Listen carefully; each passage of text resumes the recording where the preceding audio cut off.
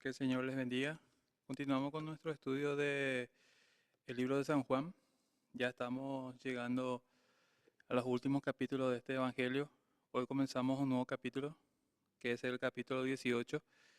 Habíamos ya desarrollado anteriormente el capítulo 17 de la oración de Jesús, donde lo habíamos dividido en 5 estudios por lo importante que es, porque vimos realmente en este estudio cómo Jesús iba intercediendo primeramente por sus discípulos, después por los que iban a creer a lo largo de los siglos hasta el día de hoy y hasta el día de su venida.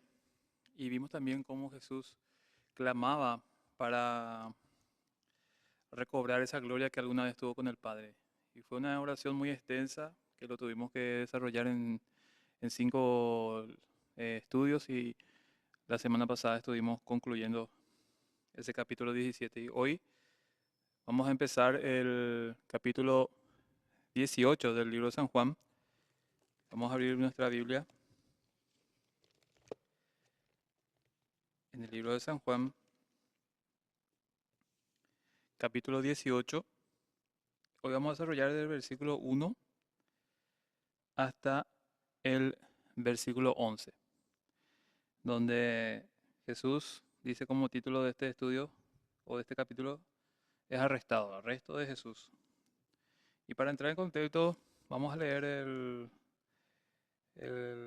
capítulo 18 desde el versículo 1 hasta el 11.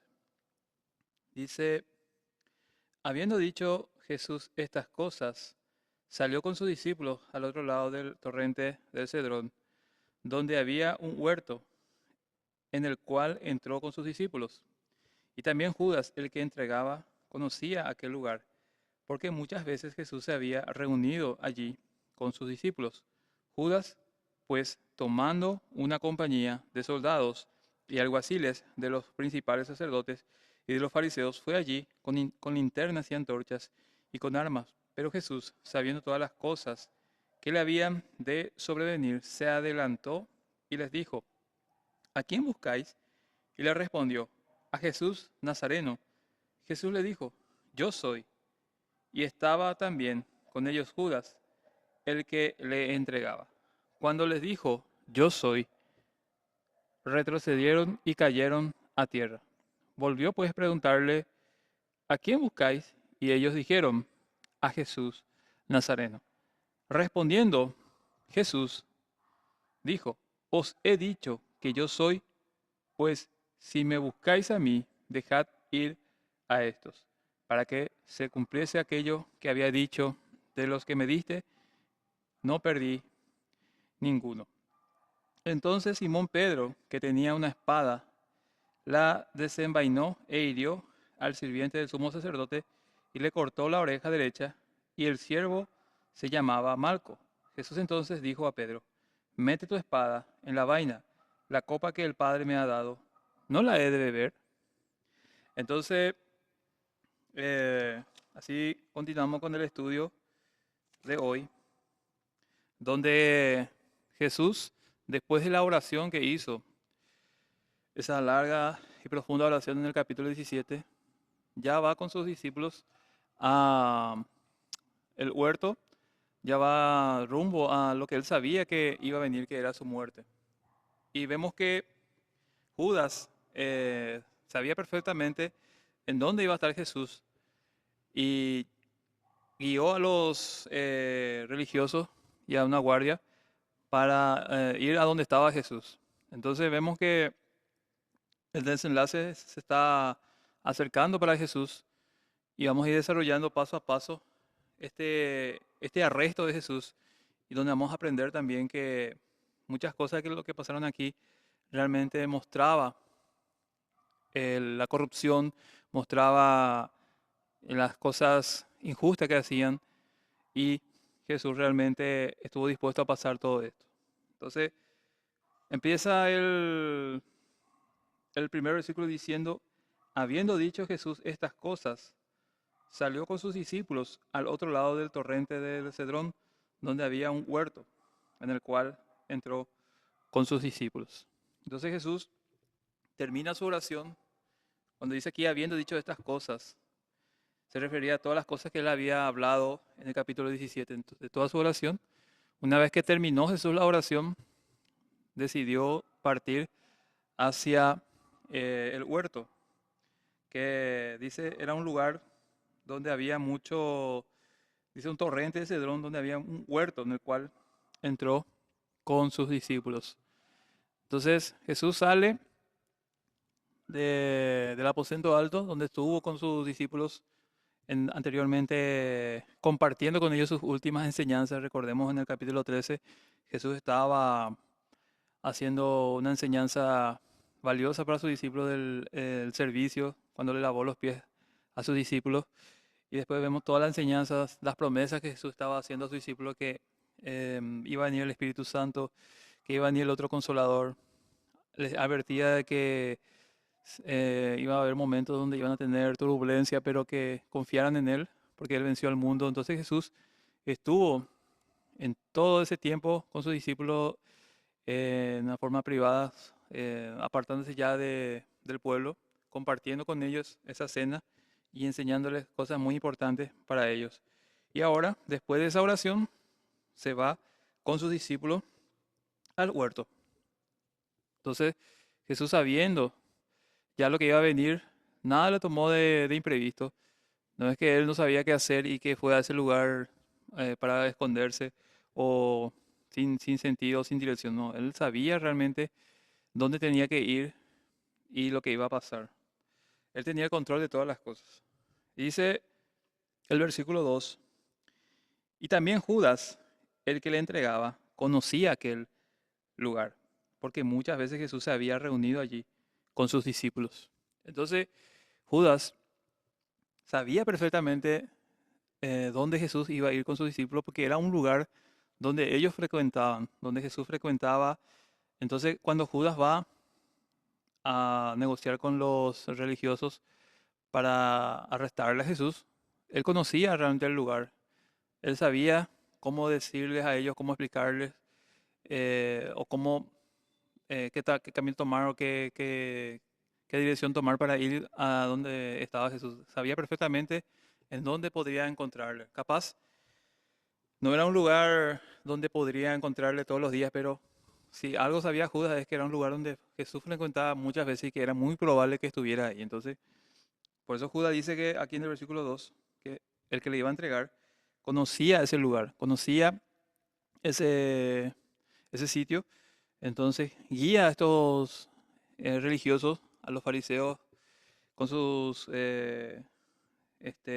con su comando de alguaciles que iban para arrestarle a Jesús, a ese lugar donde él sabía perfectamente que podrían encontrarle.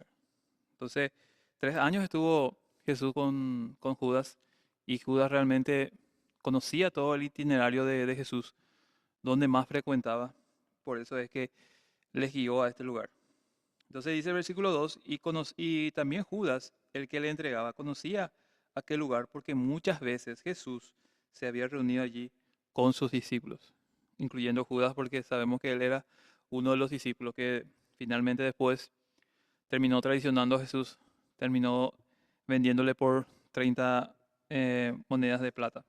Entonces dice el versículo 3, para continuar, Judas pues tomando una compañía de soldados y alguaciles, de los principales sacerdotes y de los fariseos, fue allí con linternas, antorchas y con armas. Dice que es muy curioso que hubieran ido ahí con antorchas, dice también acá, con linternas. Era muy curioso que hicieran eso cuando era la noche donde más eh, reflejo de la luna había, porque era luna llena. O sea, en ese momento, cuando se hacía la Pascua, era cuando la luna estaba en su mayor esplendor, y donde, como todos vemos, cuando hay luna llena, no hay una oscuridad total.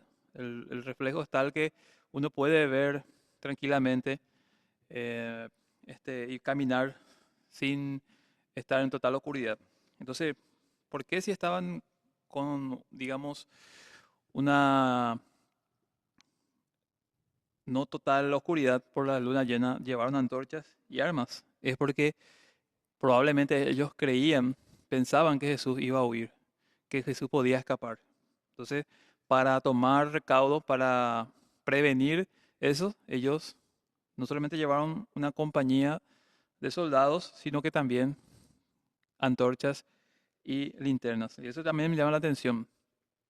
Si es que solamente querían llevarse para iluminar su camino, llevarían una antorcha o una o dos, o una o dos linternas, pero dice que acá, en el versículo 3 cada uno, todos llevaban una linterna y una antorcha, porque dice Judas pues tomando una compañía de soldados y alguaciles de los principales sacerdotes y de los fariseos, fue allí con linternas y antorchas y con armas. Es decir, que habla de una gran cantidad de antorchas y armas. Quiere decir que es muy probable que ellos estaban ahí con esa intención de si es que Jesús se escapaba, de que todos tuvieran una antorcha, una linterna para poder seguirle y no permitir que se escape. Ellos pensaban eso realmente, que Jesús podía huir. Pero vemos que Jesús da indicio de todo lo contrario en el versículo 4, cuando dice, pero Jesús, sabiendo todas las cosas que le habían de sobrevenir, se adelantó y les dijo, y le dijo, ¿a quién buscáis? Entonces vemos que Jesús hacía todo lo contrario de lo que ellos pensaban. Ellos creían que Jesús podía escaparse, de que Jesús seguramente iba a huir cuando la amenaza viniera de un arresto y tal vez una posible ejecución por todo lo que ellos le acusaban. Ellos creían que Jesús a lo mejor iba a huir, iba a escapar, que como solía pasar en muchas otras ocasiones, ¿verdad? Que cuando hay un personaje que convence a otras personas a seguirle, en cuanto hay peligro de muerte, huyen, se escapan. Pero en este caso, Jesús no iba a hacer esto. Todo lo contrario. Jesús se adelanta, dice en el versículo 4, y le pregunta a ellos, ¿a quién buscáis? Entonces, dice el versículo 5, le respondieron, a Jesús Nazareno. Jesús le dijo, yo soy, y estaba también con ellos Judas, y que el que le entregaba. Entonces Jesús dio la cara. Jesús no iba a huir, no iba a escapar. Todo lo contrario, él tenía el control de toda la situación. Él se adelantó a ellos, dice, se les puso enfrente y les preguntó que a quién busca. Y Jesús estaba ahí. Y los alguaciles, Judas con ellos, dicen, nosotros estamos buscando a Jesús Nazareno. Y no es que Jesús después de esto, como que me están buscando a mí, voy a hacerme del desentendido. Pero era imposible hacer eso porque también estaba Judas y entonces Judas le iba a decir, Él es Jesús. Pero no, la pregunta que hace Jesús más bien es para responder de una manera afirmativa de que Él no iba a hacer lo que ellos estaban pensando, que era huir, que era escapar, que era salir de esa situación. A todo lo contrario, Él iba a dar la cara. Entonces en el versículo 5 dice, le respondieron a Jesús de Nazareno, a quien buscamos. Jesús les dijo, eh, yo soy. Y estaba también con ellos Judas, el que le entregaba. Dice el versículo 6, cuando les dijo, yo soy, retrocedieron y cayeron a tierra. Aquí vemos realmente algo que podríamos decir sobrenatural, algo que va más allá de lo lógico, que cuando Jesús dijo yo soy, dice que ellos cayeron a tierra, retrocedieron. Y eso no era casualidad, era realmente Jesús mostrando su poder, su deidad, que Él tiene el control de todas las cosas, que nada de lo que a Él le iba a pasar ahí era o estaba fuera de su alcance. Todo lo que Él iba a sufrir, todo lo que Él iba a pasar, Él lo iba a permitir voluntariamente. Entonces, Jesús dice, yo soy, y se retrocedieron y cayeron. ¿Verdad? Sabemos que yo soy, Jesús siempre hacía alusión de que es Dios. Varias veces Jesús dijo, yo soy en San Juan, yo soy la vid verdadera, yo soy la puerta, yo soy la resurrección y la vida, yo soy el camino, la verdad y la vida. Entonces Jesús, cada vez que hacía expresión de decir yo soy estaba refiriéndose a su deidad, que Él es Dios. De hecho, que por eso es que muchas veces los fariseos se escandalizaban cuando Jesús se refería a Él mismo como Dios, porque ellos mismos decían que Él blasfemaba y sabíamos que la blasfemia para los judíos era cuando alguien se hacía igual a Dios. Entonces, Jesús muchas veces, directamente, hasta indirectamente, había siempre expresado que Él es Dios, que Él es la segunda persona de la deidad. Nosotros creemos realmente en el Dios Trino, en el Dios Padre, Dios Hijo y Dios Espíritu Santo. Entonces, Jesús muchas veces había declarado ser Dios. Cuando en una parte de San Juan dice, yo y el Padre uno somos. Cuando Él decía, yo soy la resurrección y la vida. Entonces, ahí entendemos realmente que solamente Dios puede tener esos atributos de tener poder sobre la vida, sobre la muerte. Ni ángeles ni ningún otro profeta que pudiera haber existido podría tener ese poder si no fuera Dios. Entonces Jesús, vemos a lo largo de, de los evangelios que mostraba realmente su poder, su deidad, de que Él no era solamente un hombre, un profeta más, era realmente Dios encarnado. Como dice San Juan 1, ¿verdad? El verbo se hizo carne, ¿verdad? Y el verbo habitó con nosotros. Entonces, dice en el versículo 6 que cuando Jesús dijo, yo soy, todos cayeron. Y eso refleja también que nadie puede resistirse, nadie puede estar de pie delante de Dios cuando se manifiesta realmente con su poder. Entonces vemos que eso también va a pasar un día cuando dice en Filipenses que llegará el momento que toda rodilla doblará se doblará delante de Jesús y reconocerá que Él es el Señor. Hoy muchos pueden burlarse de Dios, pueden no creer en Dios, pueden jactarse de que no necesitan a Dios, pero un día todos, tantos cristianos como no cristianos, tantos como aquellos que creyeron en Cristo como aquellos que le negaron, van a tener que doblar su rodilla, digo bien, delante de Dios y confesar que Él es el Señor. Entonces, esto es un reflejo ya de lo que representa cuando Dios está delante de nosotros, de que su poder, su gloria es irresistible, no podemos mantenernos en pie delante de Él, ¿verdad? Así como aquí. Todos cayeron, dice, eh, a tierra por semejante expresión que dio Jesús de su deidad. Entonces, el versículo 6 dice, cuando les dijo yo soy, retrocedieron y cayeron. Continuamos con el versículo 7, dice, volvió pues a preguntarles, ¿a quién buscáis? Y ellos dijeron, a Jesús Nazareno. Jesús vuelve a hacerle la pregunta, vuelve a indagar, y ellos insisten, después de que se cayeron, se volvieron a levantar, respondiendo a Jesús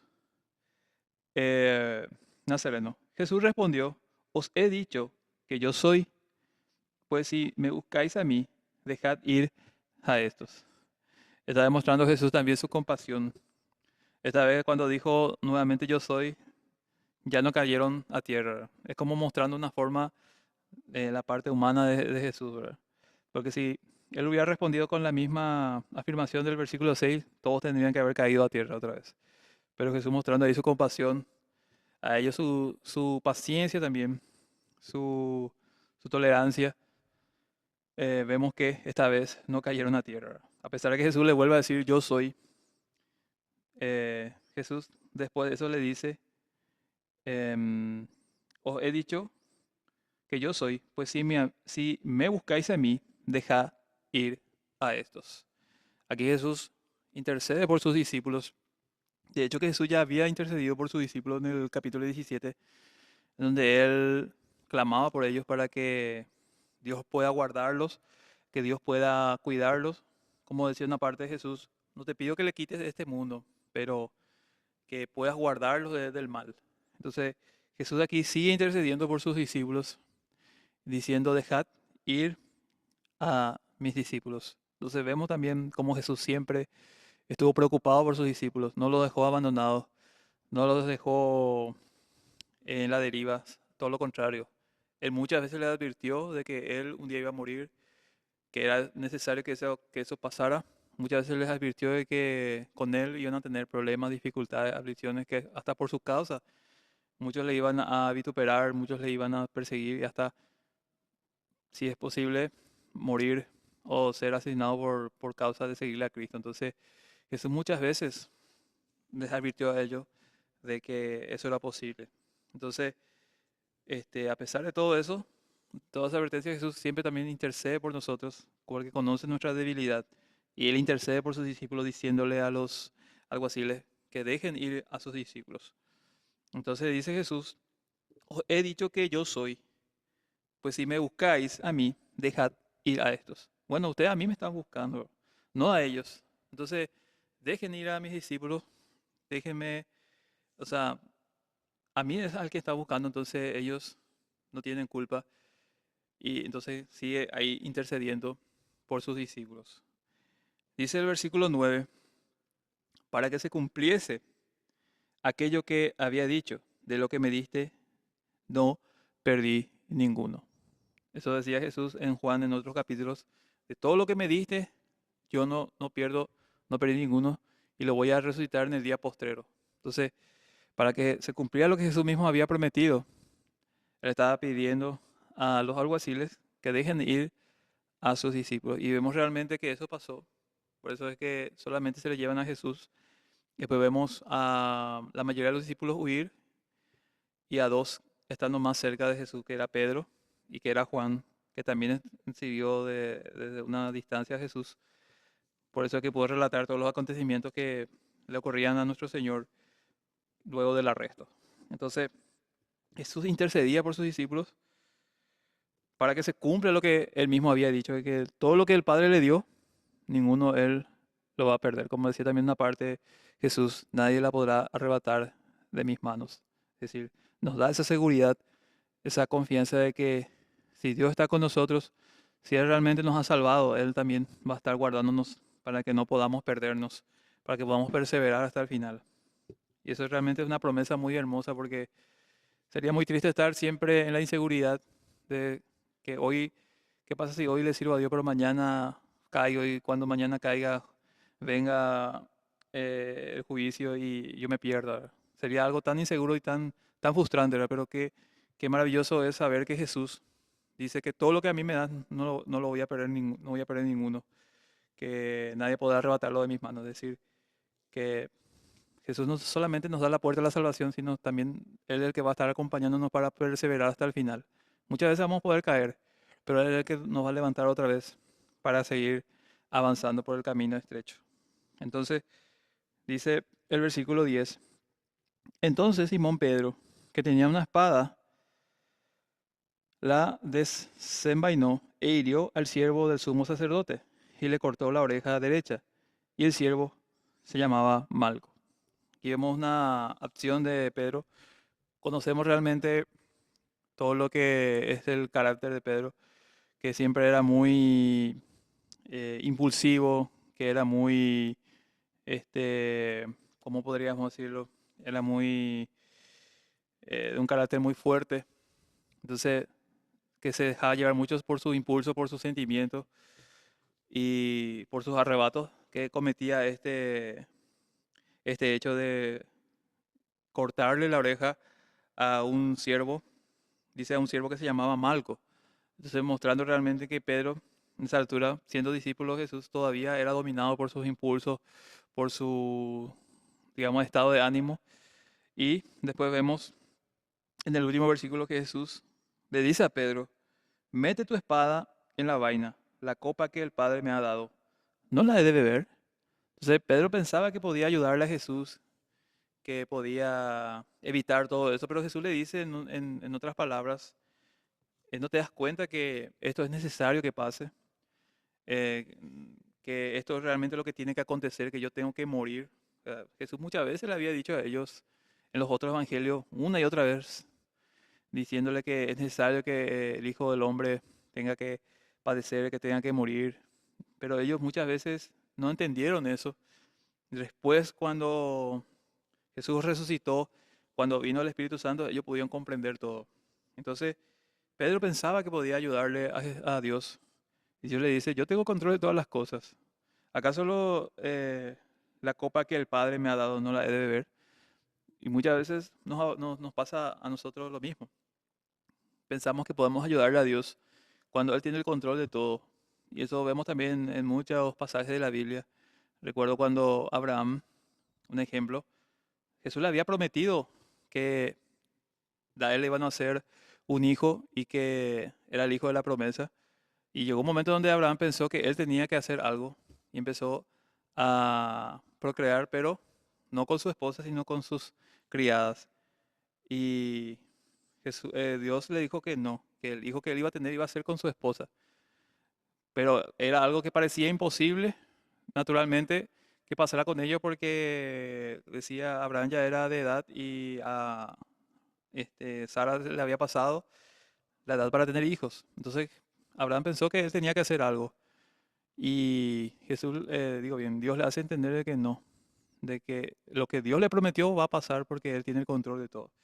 Y eso también nos deja una enseñanza a nosotros, de que hay veces que las circunstancias son adversas y que en lugar de confiar en Dios, queremos nosotros ayudarle a Dios, queremos nosotros hacer algo y Dios nos muestra con el tiempo de que Él no necesita nuestra ayuda. Él lo que necesita es que confiemos en Él y que sepamos esperar en Él, que aprendamos a esperar. Como decía el salmista, pacientemente esperé y Él oyó mi clamor. Entonces, aquí le reprende Jesús a Pedro diciéndole, yo no necesito tu ayuda. Yo no necesito ayuda de nadie, porque yo tengo control de todas las cosas. Yo soy Dios, el creador del cielo y la tierra, el que fue, el que es y el que vendrá. Entonces, Pedro realmente pensó que podía ayudarle, pero Jesús le hizo entender de que nada de lo que él pueda hacer realmente puede ayudar a Dios, porque esto es algo necesario que pasara, que él fuera a la cruz. Nos acordamos de una parte también donde Jesús le reprende a Pedro cuando le dice que no se vaya, que no tome ese camino de ir a morir en la cruz. Y Jesús le reprende y le dice le dice, cállate Satanás, ¿verdad? En una forma parafraseando, ¿verdad? Reprendiéndole a Pedro, pero más bien reprendiéndole al que estaba incidiendo otra vez Pedro, que era Satanás. Entonces, vemos realmente de que muchas veces querían ayudarle, pero ellos tenían que entender que Jesús no necesita ayuda, que Dios realmente tiene el control de todas las cosas. Entonces, vemos en esta primera parte del estudio donde Jesús es arrestado, donde ellos creen que Jesús podría escaparse, pero no, Jesús iba a dar la cara, y donde Jesús también muestra su poder, su deidad, cuando respondiendo que Él es al quien busca, todos caen a tierra, y vemos también últimamente, en los últimos versículos, digo bien, en donde Jesús reprende a Pedro, que le hace entender de que todas las cosas que están pasando es necesario que acontezcan y que Él tiene el control de todas las cosas. Entonces, así finalizamos el estudio de estos primeros 11 versículos del capítulo 18 y la próxima semana vamos a estar desarrollando los siguientes versículos. Entonces, culminamos el estudio de esta noche y esperemos que sea de bendición para cada uno de ustedes. Que el Señor les bendiga. Buenas noches.